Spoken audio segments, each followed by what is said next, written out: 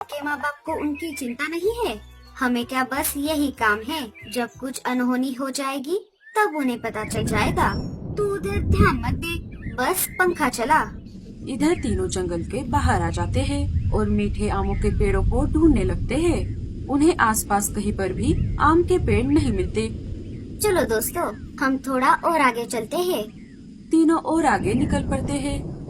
मीठे आमों के चक्कर में वो अपने जंगल से बहुत दूर आ गए थे।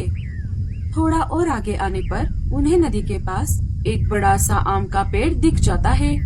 वो उसके पास आ जाते हैं। तीनों एक एक आम तोड़ लेते हैं और मजे से खाने लगते हैं। आम बहुत मीठे थे। देखा दोस्तों, हमारी मेहनत का फल। वो कहते हैं ना, मेहनत का फल हमेशा मीठा होता है। ये आम कितने मीठे हैं। हाँ जग्गू, लेकिन अब हमें घर जाना चाहिए। थोड़ी ही देर में शाम हो जाएगी और उसके बाद अंधेरा। अरे बाप रे, लगता है बारिश होने वाली है। मुझे बच्चों को घर के अंदर बुलाना होगा। लाडो घर के बाहर आ जाती है। तभी हल्की हल्की बारिश शुरू हो जाती है। वो घर के आसपास बच्चों को ढूंढने लगती है। उसे बच्चे दिखाई नहीं देते। अरे ये बच्चे कहाँ पर गए? मैंने तो उन्हें घर के आसपास ही खेलने को कहा था। लाडो के घर के पास में ही बुलबुल चिड़िया का घोंसला था। लाडो उसके पास आ जाती है। अरे लाडो, तुम यहाँ? कहो कैसे आना हुआ? बुलबुल बहन, क्या तुमने सोनू, जग्गू और पिंकी को कहीं पर देखा है? वो मेरे घर के पास में ही खेल रहे थे। नहीं लाडो, मैं तो अभी अभी घर आई हूँ। मैं अनाज लाने के लिए बाहर गई थी। अचानक बारिश शुरू होने की वजह से मुझे घर आना पड़ा। बारिश और तेज हो जाती है। इधर बच्चे बारिश में फंस जाते हैं। अरे बाप रे, ये अचानक बारिश कैसे शुरू हो गई? अब हम घर कैसे जाएंगे? अरे चिंता मत करो, बारिश कम होते ही हम घर चले जाएंगे।